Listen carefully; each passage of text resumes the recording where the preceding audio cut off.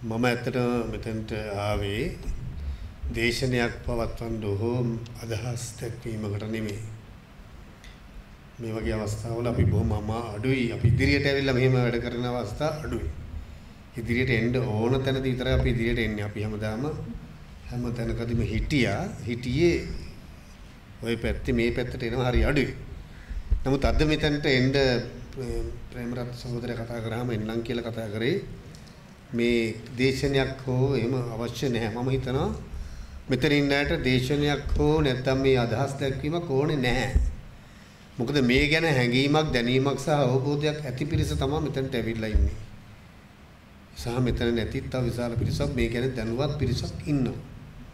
ඒ නිසා මම මේ අවස්ථාව කරගන්නේ මේ ගැන මේ ජෝන්දු සිල්වා එක ගැන කියන්නේ මෙතන ඉන්න නොඉන්න සහ මේ ගැන හැඟීමක් දැනීමක් ඇති පිරිස වගේම මේ ගැන හැඟීමක් දැනීමක් නැතිව වගේ පෙන්වමින් මේ ගැන ඉතාම හොඳින් දන්න පිරිසකුත් ඉන්නවා. දන්නේ නැහැ වගේ ඉන්නවා.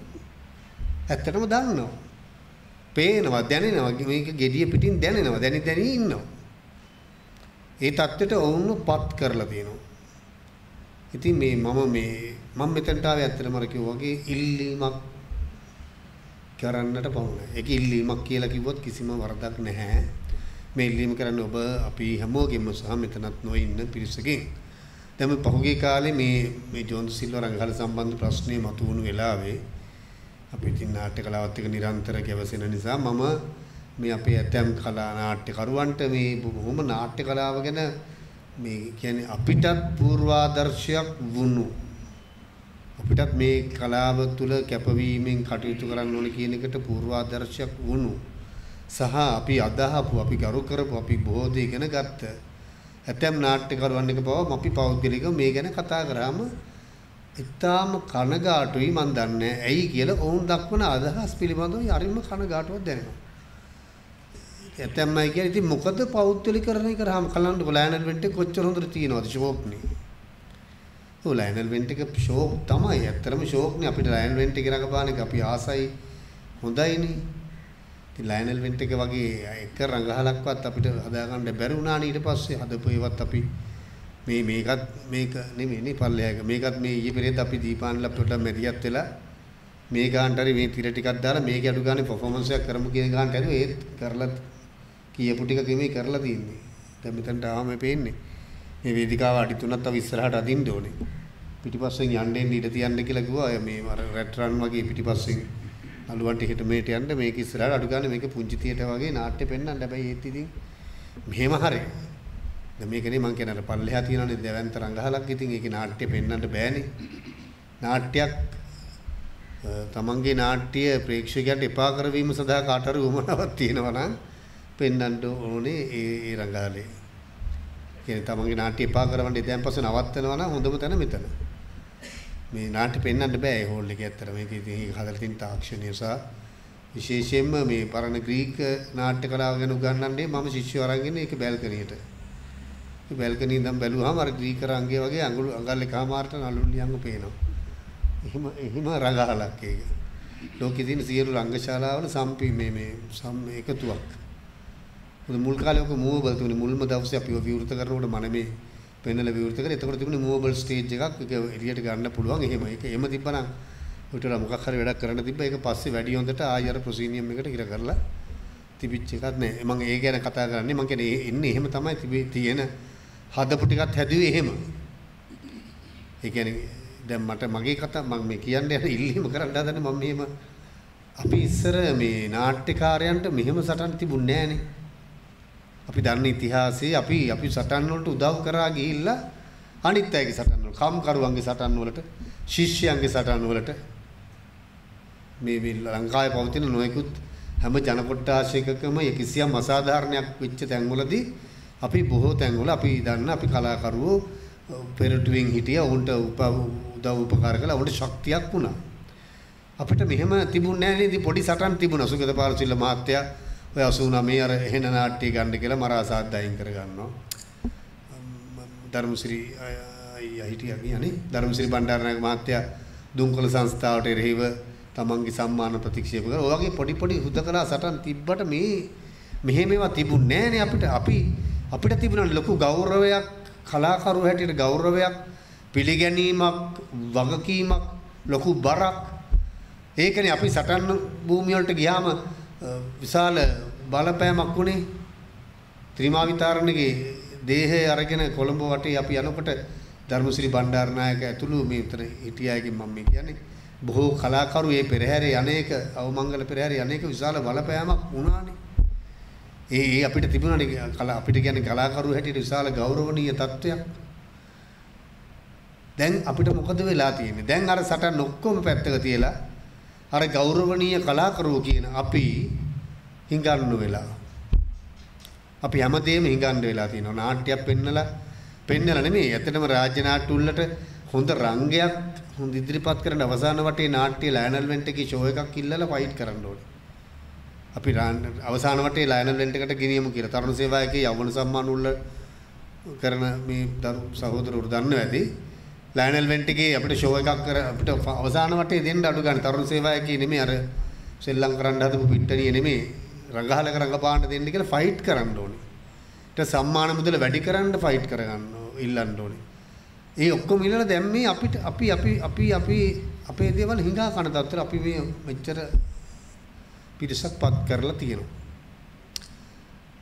මම නිකන් අහන්නේ මේ අපේ දිද්දෙනිය අයලා එහෙම ඉන්නේ ඉඳා මේ බින්දු අයලට මතක ඇති මේ ඩග්ලස් සිරිවර්ධන මහත්තයත් ඉන්නවා මට 1959 පළමු වරට රාජ්‍ය නාට්‍ය උළෙලක් රාජ්‍ය නෙමෙයි කාලේ ජාතික නාට්‍ය උළෙල නාට්‍ය කලා මණ්ඩලය පිටුල පළමු නාට්‍ය උළෙල පවත්වනකොට නාට්‍යකරුවන්ට සංස්කෘතික දෙපාර්තමේන්තුවෙන් ආරාධනය කරනවා අපේ උළෙලට නාට්‍යයක් හදලා දෙන්න රුපියල් 7550 මට මතකයි 750යි රුපියල් 750ක් දීලා ආණ්ඩුවෙන් අපිට නාට්‍යයක් හදලා දෙන්න කියලා ඉල්ලන උළෙලට ඒ ගෞරවනීය තත්ත්වයෙන් සරත් චන්ද්‍රට දෙනවා 750ක් නාට්‍යයක් හදලා දෙන්න. ඒක තිබිච්ච මනම වගේ නාට්‍ය, එතකොට ඉන්ද්‍ර ජයසේන පව්කාරයෝ වගේ නාට්‍ය මේ උළෙලට දාලා පළමු නාට්‍ය උළෙල පැවැත්වුවා. අපිට ආරාධනා කරලා පටන් ගත්ත එක. දැන් මම හැමදාම කියන දේ මේ අපි හිඟා කාලා නොකානුබී දුක් ඉඳලා පණ යනකම් අතේ තියෙන තුට්ටු ටික වේදම් කරලා ගෙවල් දොරවල් හිග්ගස් තියලා මේ බඩට වේලක් නැහැ මේ අපේ විශ්වවිද්‍යාලයේම ළමයි නාට්‍ය කරන හැටි අපි දන්නවා. මේ තුසිතගේ නාට්‍ය ගිය අවුරුද්දේ රාජ්‍ය නාට්‍ය වලට තිබුණා චත්‍රපාණි කන හැටි අපි කන හැටි ලිපාදනේ. ළමයි බඩගින්නේ මැරීගෙන නාට්‍ය කරන. ඒ දුක් විඳලා පණ යනකම් හදන නාට්‍ය ගෙනල්ලා රාජ්‍ය නාට්‍ය උළෙල කියලා පෙන්නනවා ලැජ්ජ නැතු. ඒක ඒගොල්ලන්ට අභිමානයක් කරගෙන ඒගොල්ලෝ එදාට වැජඹෙන්නේ ඒගොල්ලෝ අපි නෙමෙයි. මම අහන්නේ අපි දැන් රාජ්‍ය නාට්‍ය වල සම්මාන වලට ගියාම අපිට පැසසුම් ලබන්නේ. අපි 4 ඉඳලා 5 ඉඳලා වෙලිලා ගිහිල්ලා නිදි. අපි ඉන්න හෝල් එකේ ප්‍රධාන අමුත්ත එනකන් අපි ඉන්නවා පැය දෙක තුන. ඔය සම්මාන වල ටෙලි නාට්‍ය සම්මාන වල හරියට තියෙන එක. ප්‍රධාන ආරාධිත එනකන් කියලා අපි ඉන්නවා 6 ඉඳලා 7 ඉඳලා. අපි වේලි පුටුවල වාඩිලා ඉඳලා ඒ අපිට සම්මාන දෙන්න එන දේශපාලඥයා මොකා හරි එක ආයනවා පැයකට විතර පස්සේ ඒනකොට අපි සියලු දෙනා ලැජ්ජ නැතුව නැගී සිටිනවා. මම කියන්නේ ඒක අනිත් පැත්තට එන්නවල දේශපාලඥයෝ ටික ඔක්කොම උදේ ඉඳලා ඇවිල්ලා ජෝන්සිල්ල කතු ගාලා මල් හියලා පැන් හියලා කලාකරුවන් අද මුංගේ උල්ලලා තියෙන අපි කලාකරුවන්ව පිළිගන්න කියලා උන් ටික ලෑස්තිලා සැදී පැදී නාලා කරලා එදාට ඇවිල්ලා ලෑස්තිලා ඉන්න ඉපේ. එනකොට ඇවිල්ලා අපි එනකොට නැගිටලා අපිට මල් මාලා දාලා ඒගොල්ලෝ නිමිති අපිට කවද්ද පිළිගැනීම ලැබෙන්නේ. අපි ගිහිල්ලා ඌට ඔළුව පාත් කරලා මොකා හරි දෙන එකට දීලා අපි සම්මානය අරන් ගෙදර යනවා. ඉතින් අපි හැමදාම මේ බොරුවනේ අපි මේවට රැවටි කරනවා. දැන් ගිය අවුරුද්දකට ඉස්සෙල්ලා අවුරුද්දක විශාල විරෝධයක් තිබුණා නාට්‍ය මණ්ඩලයට එරෙහිව. අමු බොරුවක් නෙවෙයි මොකක්ද මේ බොරුව? කාටද දැනුනේ? කවුද ඒක දන්නේවත් නැහැ. අපිම 500 දෙනෙක් විතර අතර ගනුදෙනුව මේ අපි විතරයි දන්නේ මේ එළියේ ඉන්නේ මෙලෝදියක් දන්නේ නැහැ. සමහර ඉතින් අනු මණ්ඩලයේදී එතනදී විසඳ ගන්න තිබිච්ච ප්‍රශ්නේ එතනදී විරෝධය පාලා මේක උඩලා තියන්න එපා කියන්නේ නැතුව එතනදී ඒවා පිළිඅරන් ඔක්කොම කරලා ඇවිල්ලා නාට්‍ය උල දවසේ අනු මණ්ඩලයත් බෝඩ් උස්සන් ළමයි එක්ක සම්මාන කරුවොත් එක්ක නගිනවා ස්ටේජ් එකට. මට නම් ඒවා විහිළු ඇත්තටම. ඒක අනු මණ්ඩලේ දාම මා ඉස්සරහා කතාවක් ඉල්ලලා අනු මණ්ඩලයේ එදා විරෝධය පාලා එළියට බහින්න බෑ. මෙතන ඇවිල්ලා මේ කලා නාට්‍යකරු ඉස්සරහත් වීරයෝ වෙනවා එතනත් වීරයෝ වෙනවා. ඉතින් මේ මම මේ කියන්න හදන්නේ මේක මේ විහිළුව අපි නවත්තන්න ඕනේ නේද? මේක මහා දැවැන්ත විහිළුවනේ අපි අපේවම හැල්ලු කරගනිමින්. මොකද කිසි කෙනෙකුට මෙහෙම ඕනේ නැහැ නාට්‍ය කළා. දැන් අද පේනවනේ මෙතන අපි ඉන්න අය. දැන් මේ මම ජෝන්සිල් එක ගැන අපි මේ පහුගිය ටිකේ මේ කියපුවාම එක එක්කෙනා කියපු කතන්දර ඇහුවම පිස්සු බං ඕවා කරලා වැඩක් නැහැ. ඒත් ඔය හුදකලා සටන් තමයි වැඩක් නැහැ. ඒක තමයි මේ එකතු වෙන්න කියන්නේ. හුදකලා පොඩි තමන් ඒකයි මම කියන්නේ අපි දැන්වත් අතහරින්න කාලේ ඇවිල්ලා තියෙන්නේ. තමන්ගේ නාට්‍යයට සම්මාන හම්බ වෙන්නේ නැත්නම් අනුමණ්ඩලය හොඳ නැහැ. සම්මාන හම්බුනොත් අනුමණ්ඩලය හොඳයි. තව නාට්‍යකාරයෙකුට හෙන ගහලා ගියත් මොකක් වුණත් කමක් නැහැ. තමන්ගේ නාට්‍ය තියෙනකොට ඒ අනුමණ්ඩලය හොඳයි. තමන්ට සම්මාන හම්බෙච්ච දවසට හොඳයි. එතකොට අර අඩුපාඩු සියල්ල ඕනේ. එන්නේ එතන ඒ වගේම මේ අපේ අතරේ තියෙන තමන්ගේ කණ්ඩායම අපේ පිරිස අපි තමයි හොඳම. අනිත් ලෝකෙම කිසිම අපි හෝ මම හෝ නැත්නම් අපේ ආයතනය හෝ අපේ සංවිධානය හෝ අපේ විශ්වවිද්‍යාලය හෝ අපි තමයි හදන අපේ නාට්‍යවලින් තොර ලංකාවේ නාට්‍ය කලාවක් නැහැ. අනිත් ඒවා ඔක්කොගේම නාට්‍ය වැඩක් නැහැ. ඔන්නෝම අතිශය ගෝත්‍රික මානසිකත්වයකින් ඉන්න පිරිසකුත් අපි අතර ඉන්නවා. අපි ඔක්කොම මමත් ඇතුළු වෙන්නේ සමහරට. මමත් කියන්නේ මමත් එතනට දාගෙන. දැන් මේ අර ප්‍රියංකර කිව්වා වගේ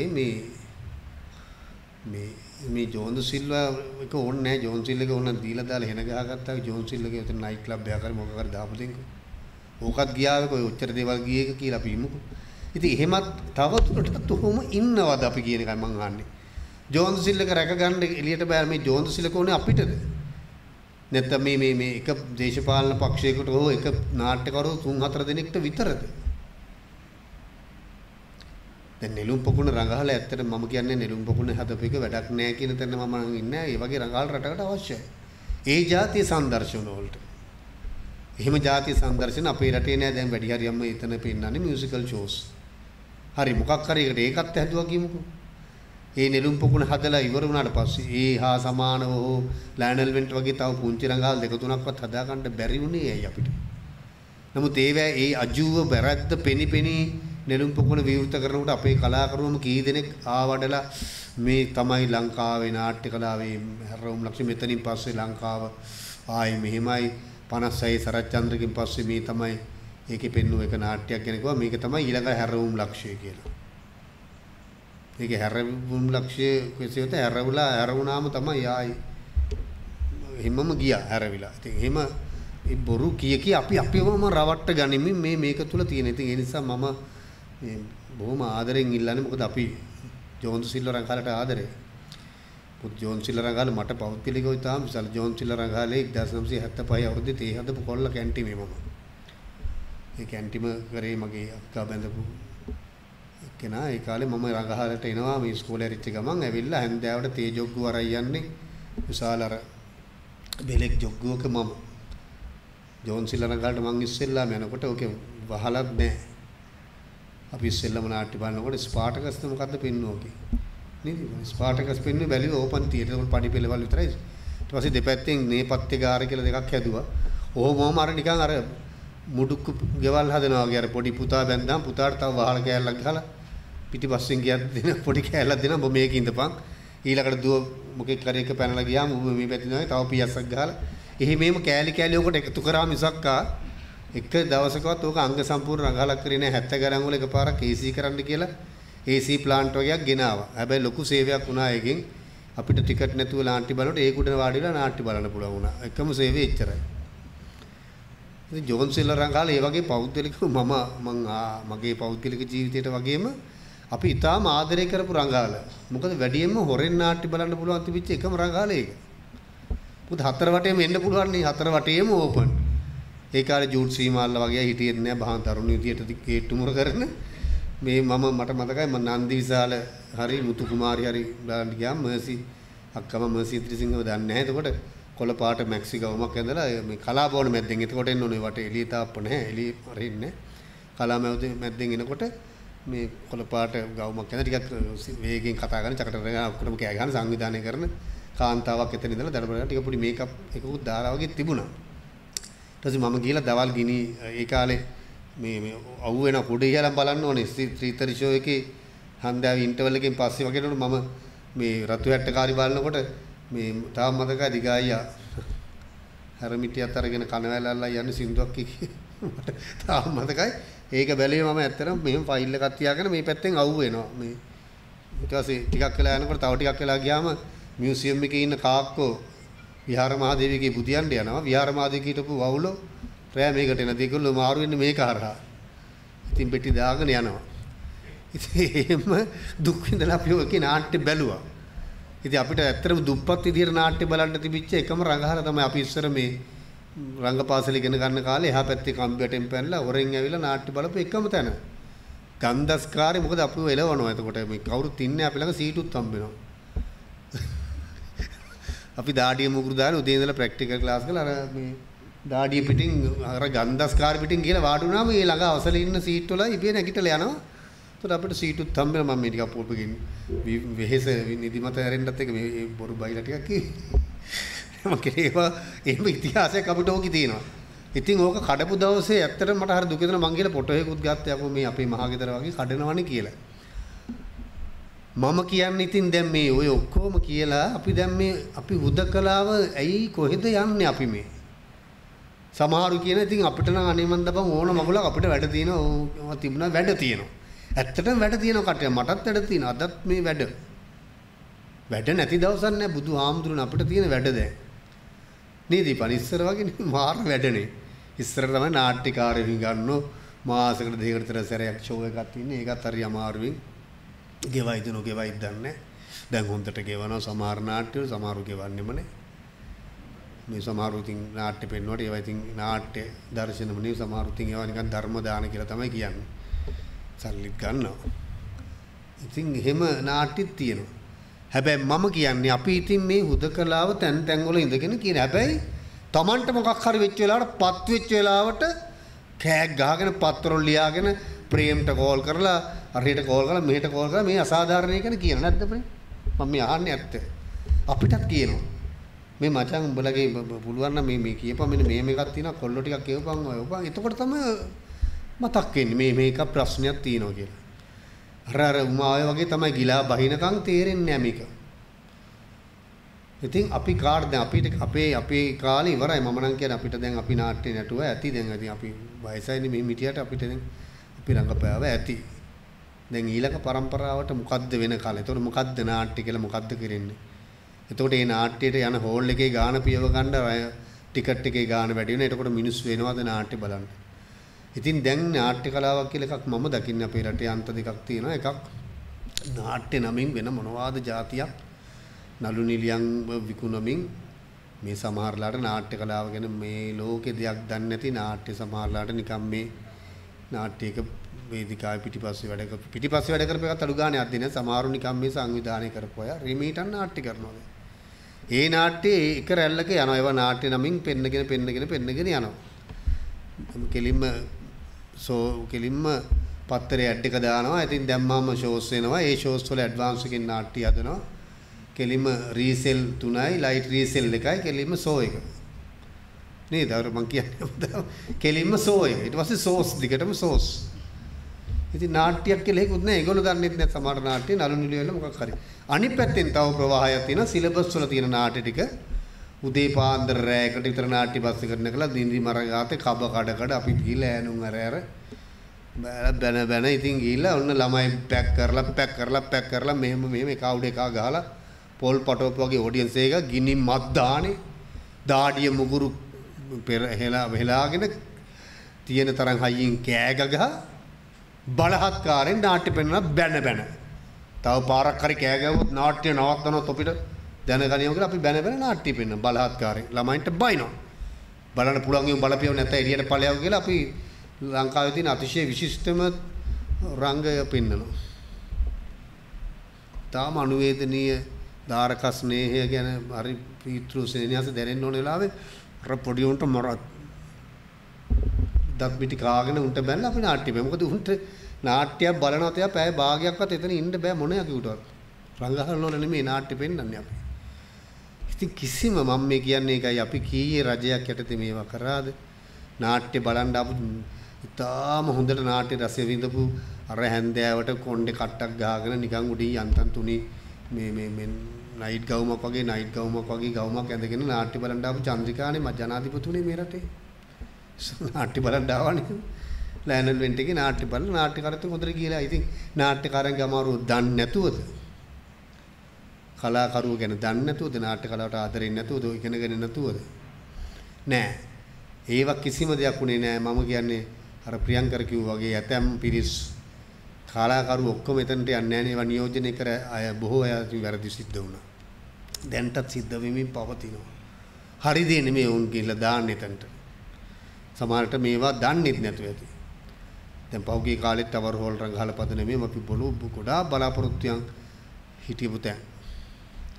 දැන් මේ ඩග්ලස් විරවර්ධන මහත්තයත් හිටියා. මේට වඩා නාට්‍ය කලාව වෙනුවෙන් සේවයක් කරන්න පුළුවන් තැන්. ඒ සේවය එන්න අඩු වෙලා ඒක පහුගිය වකවානුවකට නැත්තටම නැති වෙලා ගිහිල්ලා. ඉතින් දැන් මේ ආයතනේ මේ නාට්‍යයක හදලා තිබ්බ කවුද දන්නේ මෙහෙම රංගහලා තිබුණවත් කියලා. මේ පහුගිය කාලේ තමයි මේක ගැන මෙහෙම හරි යන්න හරි පුළුවන් උනේ. මේක අතිශය පෞද්ගලික බූදලයක්ව සුළු පිරිසක් බුද්ධි විඳින්මින් මේක ව්‍යාපාර බවට පත් කරගෙන හිටියා. ඉතින් මම මේ ඉල්ලීමක් කියලා කිව්වනේ. මම මේ ඉල්ලීම කරන්නේ මේ අපි දැන් පුළුවන් නම් මේ හැම එකාටම මේක ගිහින් කියන්න. ඔය රැයට කනකොට බොනකොට නාට්‍යයට යනකොට මේ මෙහෙම ගිහිල්ලා අපි ඇත්තට මොකද්ද? එහෙමනම් අපි තීරණයක් ගමු. නාට්‍ය කලාව නවත්තනව නෙමෙයි නාට්‍ය කියලා. ඉතින් අර වගේ මොනවා හරි හදලා මොකෝයි හරි පෙන්නලා ඔන්නේ දන්නේ නැහැ මේව කරන තැනට අපිත් එනවද ඔක්කොම එක්ක එනනම් අපිත් එහෙම ඉන්නවද? අර ඌරුම්බයි මායි අපි දෙන්නගේ ඌරු වලේ මඩ උතුරායයි කියලා අපිත් ඉන්නවද? නැත්නම් අනිත් මිනිස්සුන්ට ටොක්කක් යනලා බලහත්කාරයෙන් හරි මේක කියලා දීලා කරන්න වෙනවද? මොකද මේ අපි කීප දෙනෙක් මේ ගැන කතා කරා කියලා කිසිම වැඩක් නැහැ. මොකද මේ රටේ මීට වඩා සුවහසක් මිනිස්සු මහනුවර ඉඳලා කොළඹට පයින් එනකන් ඇවිල්ලා මිනිස්සු 10-15 දෙනෙක් ගිනි තියාගත්තත් මේ ඉන්න පාලකයන්ට කිසි වගේ වගක් නැහැ. දැන් ඒගොල්ලෝ පුරුදු වෙලා ඒකට. ගණන් ගන්න නැහැ. මොනවා කිව්වත් ගණන් ගන්න නැහැ. වැඩක් නැහැ. ඒ වෙලාවට මොකක් හරි කියලා ඊට වඩා එන ජෝක් එකක් කරගෙන අපි ඔය ජෝක් එකක් කළා තියෙන මිනිස්සුන්ට. මොකද ඒගොල්ලන්ට ඊට වඩා වැදගත් මේක පාලනය කොහොම හරි කවුරු හරි තව තියාගෙන යන්නේ උන් අරගෙන මේක තියාගෙන යන එකයි උන්ට මේ නාට්‍ය ජෝන්ද සිල් එක ගැන වැඩක් නැහැ ඒගොල්ලන්ට. ඊට වඩා ප්‍රශ්න තියෙන ඒගොල්ලන්ට විසඳ ගන්න. ඉතින් ඒ නිසා මම ඉල්ලීමක් කරන්නේ මේක දන්න ඇයට කියන්නේ මෙතන නොදන්න අයත් ඉන්නවා. මම කියන්නේ තව දුරටත් මේ ලැජ්ජ නැති වැඩේ කරන්න එපා. අපි වේදිකාව උඩ නාට්‍ය නිර්මාණ මගින් ලෝකයේම තියෙන සාධාරණයේ අසාධාරණයේ මනුෂ්‍යත්වය ඔක්කොම ගැන කතා කරන තමන්ගේ පැවැත්ම තුළ අපි ඒක නොකර මේ මම නම කියන්න කැමති නැහැ. ඒක නාට්‍යකරුවෙකුට මේ ගැන කිව්වම කොහොම ඉතින් උඹලා මොකටද ඔච්චර උකට දඟලන්නේ? බර රඟහල්ලෝ නේ උඹලා වීදි නාට්‍යකාරයෝනේ. උඹලා දිනේ වැරද්ද බහැපල්ලා පාරට බහැලා නාට්‍ය පෙන්නකෝ. ඉතින් පාරට බහැලත් නාට්‍ය පෙන්නනවා. අපි දාදටත් කරනවා හෙටත් කරනවා. ඒක වෙන කලාවක් ඒක. ඒක හරිම ගුලන්නේ අකෝ. බලන්නකෝ ඉතින් කොයි මේ මට බුදුමයි එවැනි උත්තර දෙන්නේ මේ වගේ විතක්ද සම්භාව්‍ය අවුරුදු 50ක විතර කාලයක් නාට්‍ය කරපු නාට්‍යකරුවෙක් එහෙම උත්තරයක් දෙනවද කියලා වගකීමෙන් තොරව. මන් දන්නේ අපිට මොකද වෙලා තියෙන්නේ කියලා මේ මිනිස්සුන්ට මොකද වෙලා තියෙන්නේ කියලා මට මං අද හිතුවේම කතා කරන්න ඕනේ කියලා එකයි. මොකද අපිට මග පෙන්නපු අය අපි ආදර්ශයට ගත්ත අය අපිට අද ඒගොල්ලොන්ගෙන් ලැබෙන්නේ පෙරලා ඒ වෙන්නේ. හරි කනගාටුදායකයි තත් ඒ නිසා මම කියන්නේ මේක නිසා අපි මෙන්න මේ තත්ත්වයෙන් මිදෙන්න මේට වඩා අර ප්‍රියංකර කිව්වා වගේ මීට වඩා ප්‍රේම පෙන්වලා දුන්නා වගේ ඉස්සරහට තව අරගලේ සමහර වෙලාවට අර නාට්‍ය තහනම් කරන තත්ත්වෙට නොයෙකුත් ප්‍රශ්න තියෙයි. දැන්ට තියෙන තත්ත්වයන් තියෙනවා. ඇති වෙමින් පවතිනවා.